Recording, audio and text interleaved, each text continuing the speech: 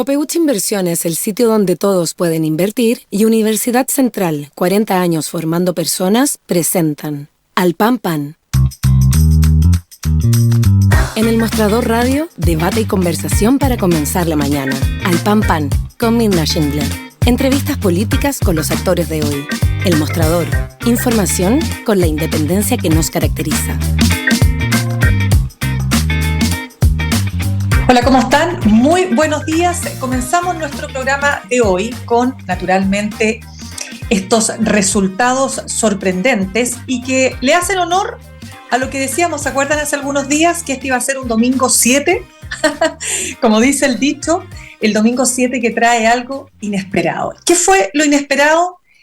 Sabíamos por todas las encuestas que el Partido Republicano iba a tener una importante votación, pero yo creo que la verdad es que nadie pensó, ni siquiera los mismos analistas, que iba a obtener tan contundente votación a lo largo de todo el país, incluso en bastiones propios de la centroizquierda como Valparaíso, la región de Valparaíso. Se convierte entonces el Partido Republicano en el partido más votado de la historia de nuestro país desde el retorno a la democracia, obtiene 22 consejeros, es, por cierto, el partido que concentra hoy día la hegemonía en la derecha.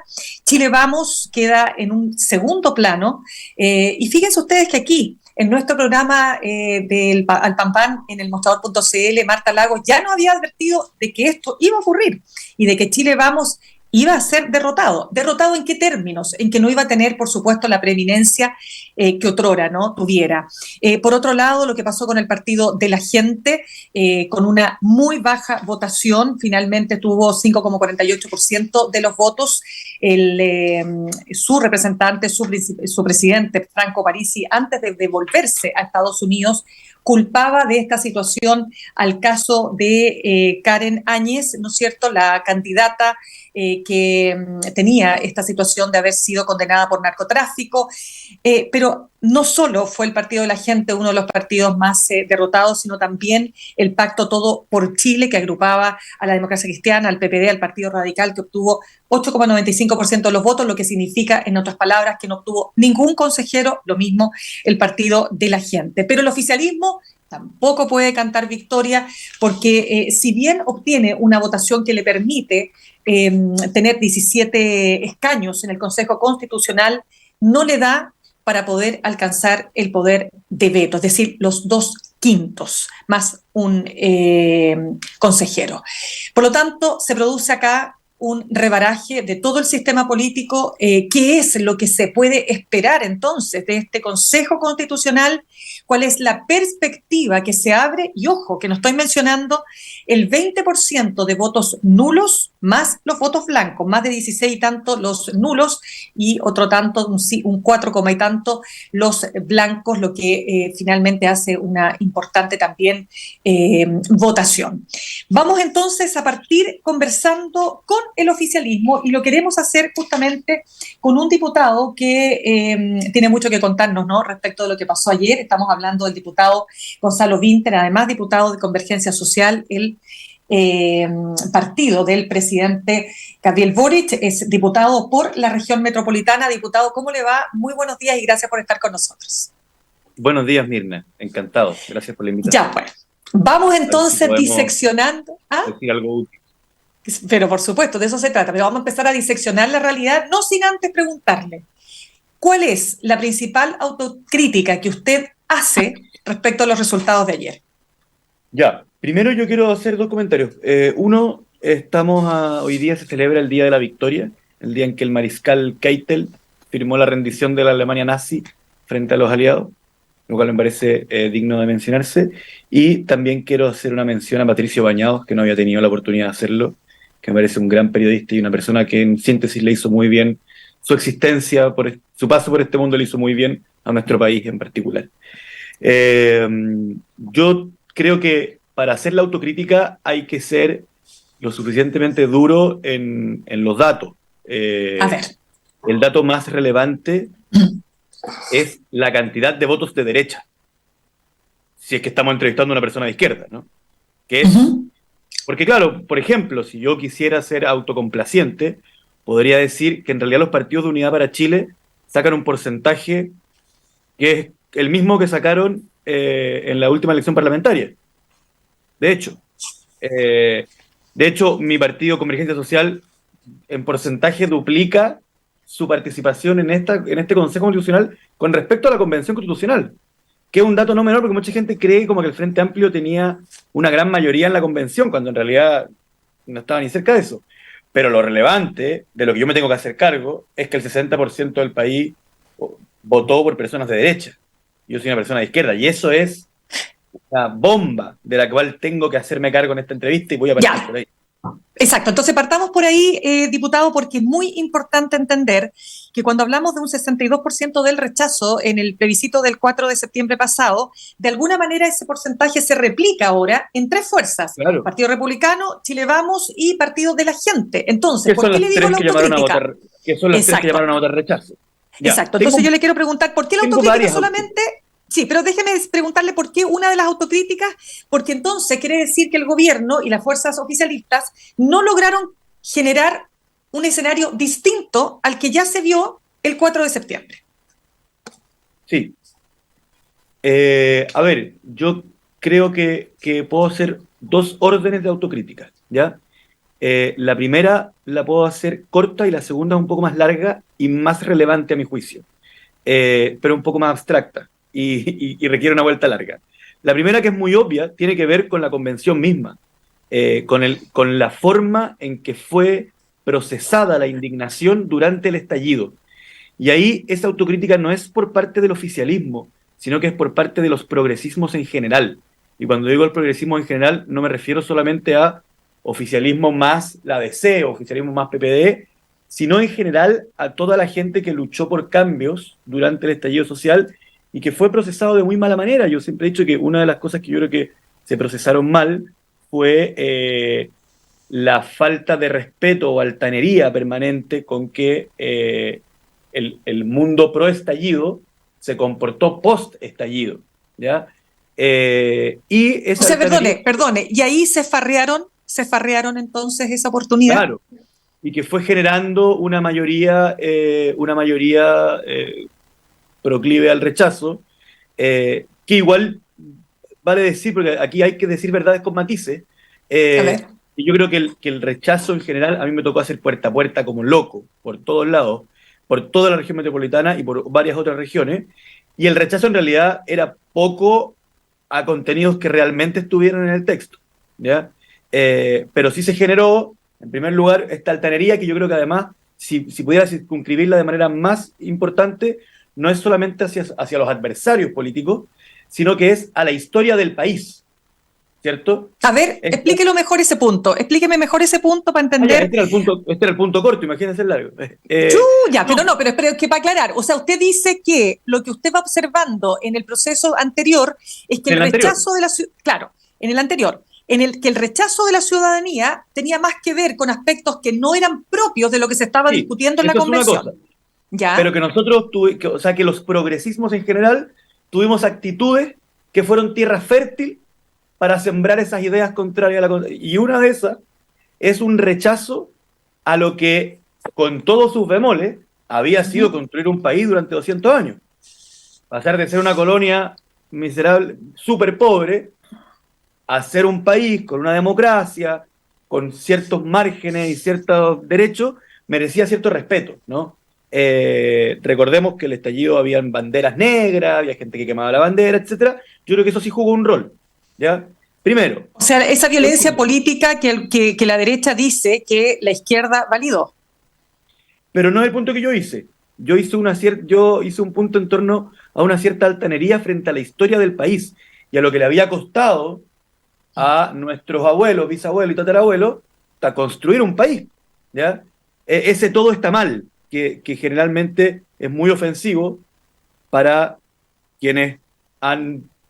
Sobre todo ahí se forma una querella de generaciones. Uh-huh. En segundo lugar, quiero eso generó una mayoría que durante el semestre siguiente, porque recordemos que ha pasado muy poco tiempo, pareciera que estuviéramos hablando de historia, como... Sí, pues. De hecho, cuando uno da estas conversaciones, yo creo que si un extranjero lo escuchara, diría, este señor Boric debe llevar gobernando unos 10, 15 años. Pero el presidente Boric lleva gobernando 1 año y 2 meses. ¿ya? Y el 4 de septiembre ocurrió hace ¿cuánto? ¿7 meses? 7 meses, 7 meses. Unos 7 meses. Y en estos 7 meses no hemos logrado revertir la mayoría que allí se construyó. Aquí quiero hacer el punto que es el más complejo, Mirna. Yo creo que ahí nosotros cometimos un error, o estamos cometiendo un error, ¿cuál? Que es muy complejo de explicar, que tiene que ver con que no supimos parar el carro cuando se nos imputaba la totalidad de los males del país. A ver, pero no entiendo. ¿En qué sentido parar el carro? Inclusive los males que nosotros habíamos denunciado cuando eran imputados por sus causantes. Voy a poner un ejemplo súper concreto. O voy a poner varios ejemplos concretos. Llevábamos 2 meses de gobierno cuando un parlamentario, no, 3 o 4 quizás, cuando hacen la primera acusación constitucional contra la ministra Siche, y un parlamentario de Chile Vamos en su punto de prensa saca una bala, ¿ya? ¿Ya? Y dice, esta bala fue encontrada en la población La Legua, en el piso. Eso es motivo suficiente para acusar a la ministra Siche. O sea, imagínense, y yo esto lo había contado muchas veces sin mencionar el nombre de la población, porque no la quería estigmatizar, pero ¿ya? Imagínense el absurdo de decir, o sea, nosotros tenemos todo el derecho de decirle, a ver, pare un poco. Pero voy a uno más allá. En un debate, en una ocasión, llevábamos 2 semanas de gobierno, y alguien me dijo, claro, un diputado republicano me dijo, con tu sueldo millonario de diputado, es muy fácil decir no sé qué cosa, pero en cambio la gente, los pensionados, que ganan 80 lucas de pensión, están sufriendo. A ver, pero no entiendo dónde quiere llegar el diputado. Voy a hacer el punto. Ya. Nosotros, cuando asumimos el gobierno, en un ánimo pacificador y de demostrar que no éramos radicales, etcétera, y que podíamos gobernar para todo Chile, aceptamos demasiado llanamente la falacia de que el hecho de que nosotros fuéramos los responsables de dar solución a los problemas era sinónimo de que nosotros fuéramos los culpables de los problemas. Entonces ahí el gobierno tenía que parar el carro y decir, me va a perdonar, pero nosotros pusimos el tema de la dieta parlamentaria sobre la mesa y ustedes impusieron el sistema de FP y ustedes defienden el sistema de FP. Entonces, ¿para dónde voy? Yo respeto profundamente, Mirna, los motivos que llevaron a nuestro pueblo a votar por Republicanos. Porque Republicanos ha sabido hacer una estrategia populista en donde se pretenden como algo completamente nuevo que impugna a una cierta casta que lleva gobernando hace un montón de tiempo. Pero lo cierto, y por lo tanto pudieron canalizar la indignación de la sociedad frente a una política que no da respuesta.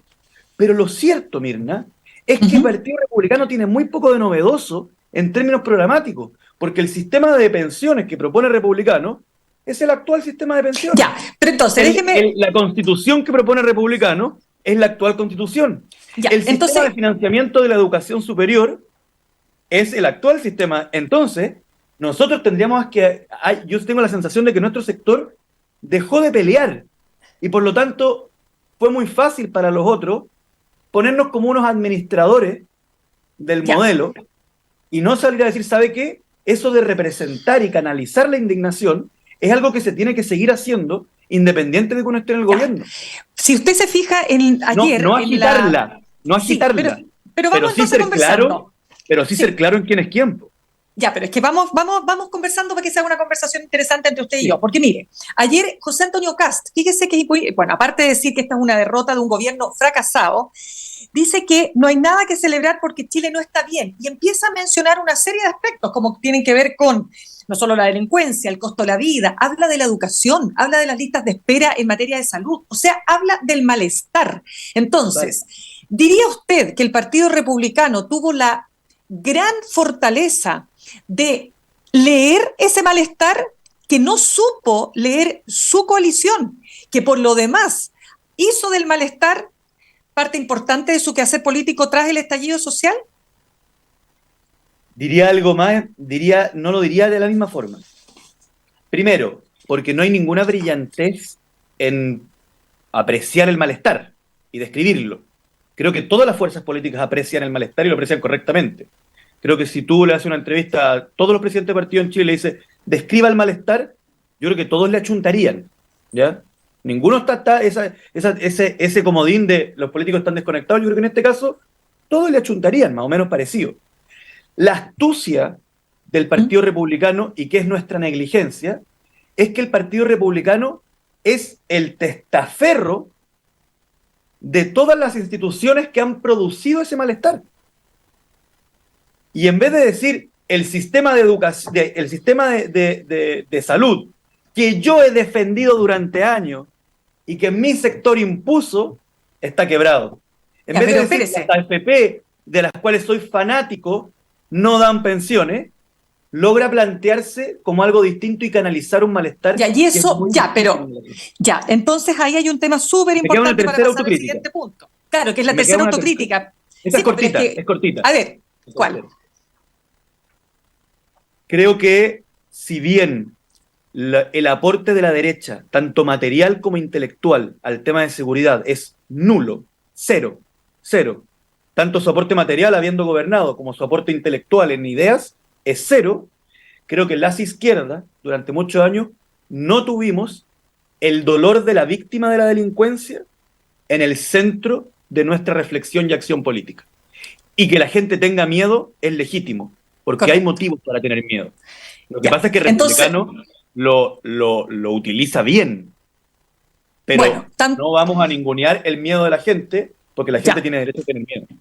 Tanto así que si uno, claro, observaba no solo digamos, la campaña de propaganda electoral del Partido Republicano, sino también de Chile Vamos, el tema principal era la seguridad. O sea, pocos vimos, ¿no es cierto?, propuestas constitucionales, pero eso ya sabemos que es así, y la pregunta entonces es la siguiente: ¿se derechizó el pueblo de Chile?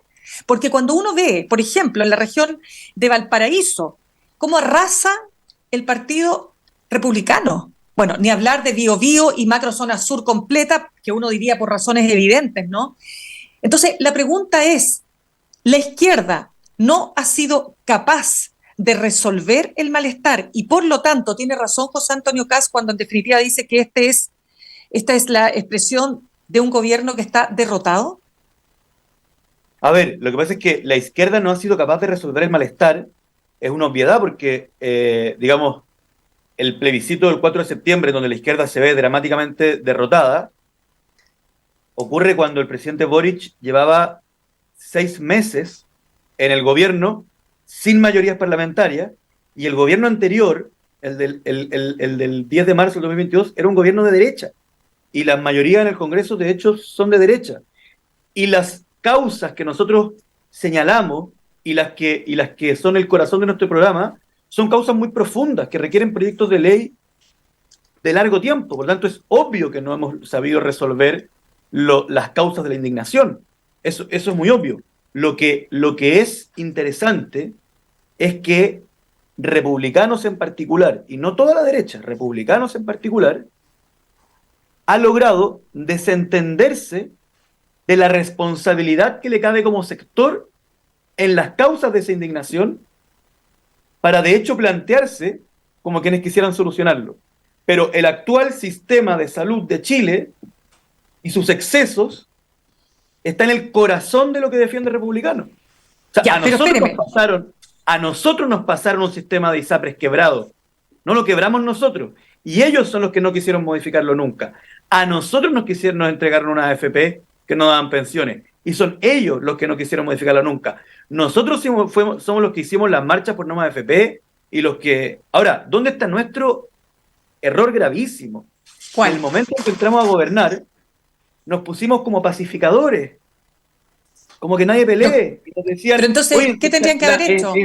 Entonces, que cuando un republicano le dice a una persona del gobierno, mira las pensiones, lo malas que son, en vez de decirle, sí, ya me voy a ocupar de eso, tendría que haberle dicho, discúlpeme, pero ustedes son los que han defendido permanentemente este sistema, y tendría que haber convocado a la gente a una marcha para cambiar. Pero es que, diputado, usted tiene claro que este gobierno ha tenido que construir, ¿no es cierto?, toda una capacidad de diálogo y de acuerdo, primero porque no tiene mayoría en ambas cámaras. O sea, si imagínese usted se pone a pelear, sí, o sea, este sería el peor de los mundos, o sea, porque en realidad lo que menos se podría haber hecho es avanzar en lo mínimo, o sea, pero espéreme. Porque la reforma tributaria igual la rechazaron. Sí, pero también anuncian rechazo. Ya, pero solamente para Ahora, preguntarle un par de el cosas. drama Pero de espéreme. aquello, Mirna, y aquí tú tienes un punto en tu pregunta, que es un punto válido, es que finalmente se vaticina que el loop no tendríamos claro cuándo termina, porque la forma en que Republicanos asusa la indignación es incompatible con gobernar, Ya, porque pero si José Antonio Kast gobernara un día, con todo lo que él ha hablado de seguridad y con todo lo que él le ha planteado al país, que el tema de seguridad es fácil, porque a diferencia de Chile Vamos, él no solo dice que es culpa de la izquierda, él dice que se soluciona fácil, que es un tema mano dura nomás. El pueblo tendría derecho a exigirle a José Antonio Kast a los 15 días que no haya ningún delito a la luz de todo lo que era ya, prometido. Y eso diputado, no pero se eso, puede. Entonces la ya, pero indignación va a diputado. continuar. Ya, pero diputado, entonces para entender, tratar de entender un poco la autocrítica que usted señala, usted partió diciendo, la primera autocrítica tenía que ver con la performance que había tenido la izquierda o una parte de la izquierda en lo que fue la Convención Constitucional. Algunos hablan de esta borrachera de voluntarismos, No, ¿no? no es solo la Pero convención, es la sí, situación estallido en general. por Es supuesto, un pero poco. que se plasma en la convención, una convención que para el gobierno era tan importante que, no, que recordemos que el ministro Giorgio Jackson dijo que sin ella, sin esta convención o constitución, mejor dicho, no se podría cumplir el programa de gobierno. Y ahí el gobierno se indexó completamente al resultado de esta convención. Entonces, ahí ya hay una autocrítica que me imagino que usted Más, también puede hacer, ¿o no? más específicamente lo que dijo el ministro Jackson era que había aspectos del gobierno, o sea, del programa de gobierno, que eran incompatibles con la actual constitución. Lo cual Ya, en pero teoría es cierto, porque cuando le preguntaron claro, a él cuál ejemplo podría dar, dio un ejemplo y ese ejemplo era cierto, que era nuestro programa de salud. Nuestro ya. programa de Ahora salud, sigamos. en nuestro programa de salud decía que una parte de la cotización obligatoria tenía que ir a un fondo nacional, y eso es inconstitucional hoy día. Ya, ahora yo quiero preguntarle, diputado, ¿qué va a pasar en esto? O sea, primero, ¿cómo ve usted el panorama a futuro? Y le voy a contar que el consejero Luis Silva, que es el más votado de los republicanos a nivel nacional con 700.000 votos, dijo, sería un mal escenario para mí aquel donde la derecha se llevara la pelota para la casa. ¿Qué cree usted que va a pasar con este nuevo Consejo Constitucional? ¿Y qué tiene que hacer el gobierno a su juicio? Yo creo que hoy día esa pregunta es mucho más atingente a los que tienen el poder de veto y, digamos, yo voy a dar mi opinión, pero yo sí creo que estoy muy preocupado, y aquí una reflexión que he hecho en varias partes, la forma en que crece el Partido Republicano, si uno analiza sus redes sociales, de partida no es una forma de construcción territorial, que vayan así como una gran cantidad de concejales, que tienen un diálogo directo con la gente a través de los alcaldes, etcétera, sino que es de propaganda político-ideológica, lo cual es completamente legítimo, en ningún caso estaría legitimando eso, que quede claro. Ya. Pero es una estética discursiva sumamente radical y sumamente confrontacional, en donde lo voy a decir de una manera polémica a propósito, el servicio que provee las redes sociales del Partido Republicano es el servicio de vivir la emoción de que arrasan con la izquierda. Y han construido una audiencia fiel a través de aquello. El problema es que eso nos deja... Pero también con la derecha tradicional, También, diputado. también. Sí, sí, completamente. Y me sirve para mi punto. Me sirve para mi punto.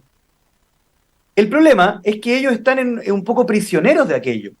Porque cuando tú te armaste una audiencia espectacular, ofreciéndole el servicio de vivir la emoción de arrasar al otro, ¿cómo le llegas a contar un día que has cedido un montón de puntos que eran buenos, que tú crees que eran buenos para el país, y que los entregaste para llegar a un acuerdo con aquellos a quienes debías arrasar?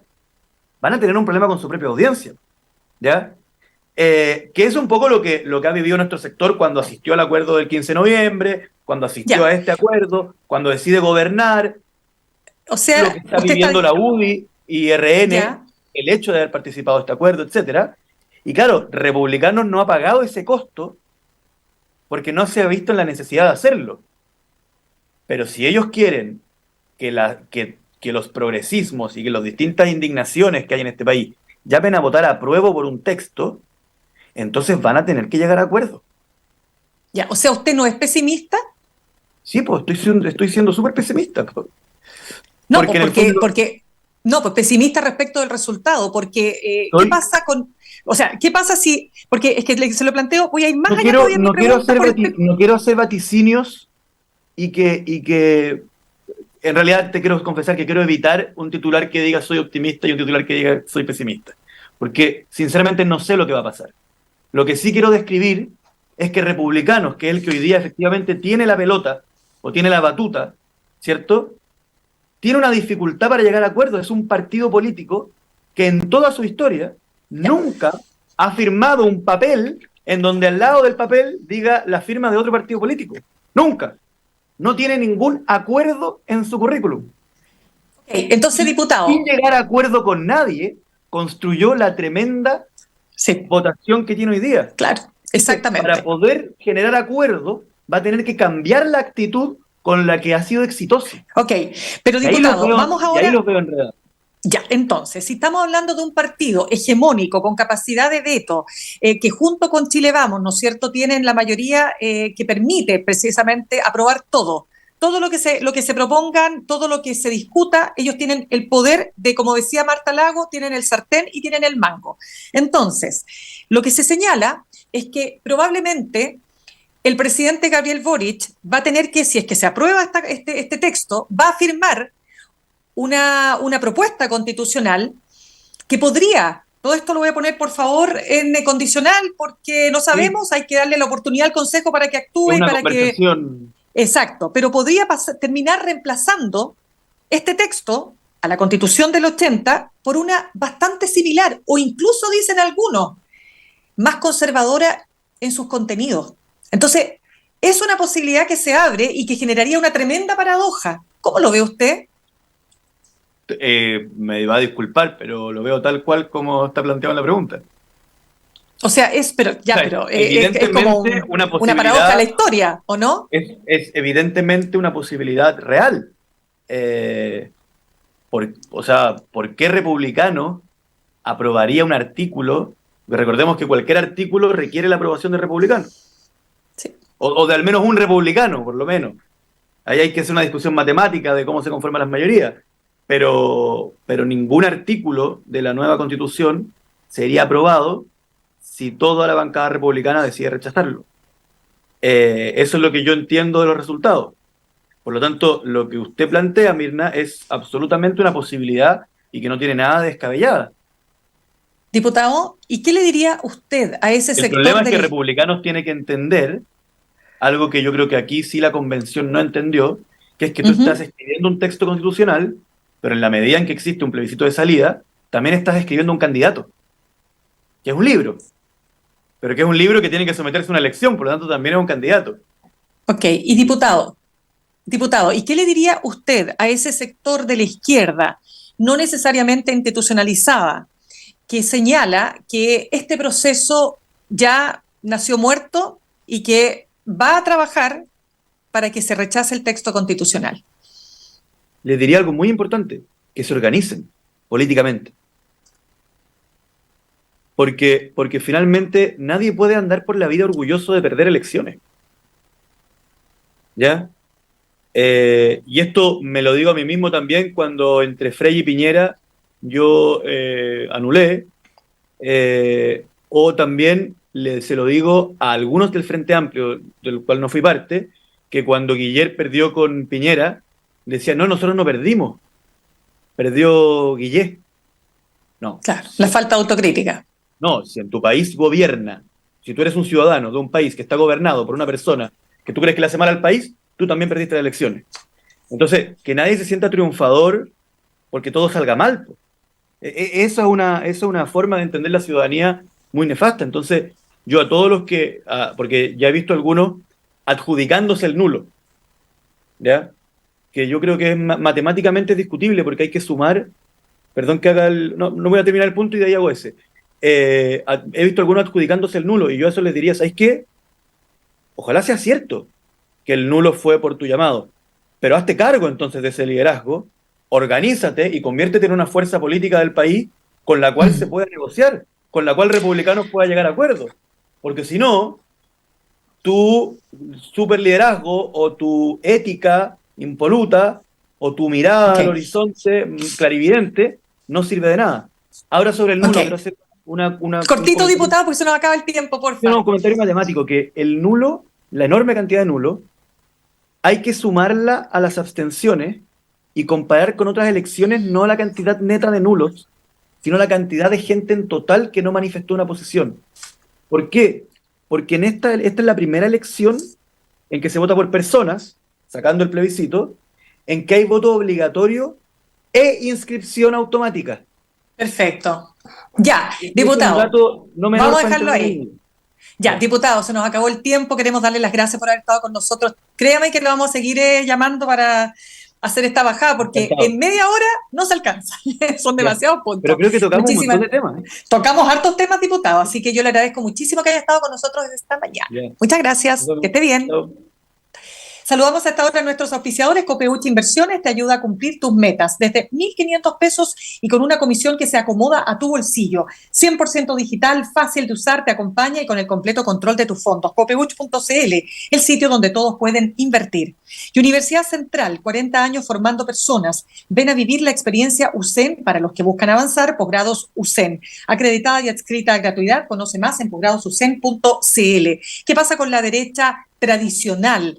¿Qué pasa con Chile Vamos, que pierde la hegemonía dentro de este sector?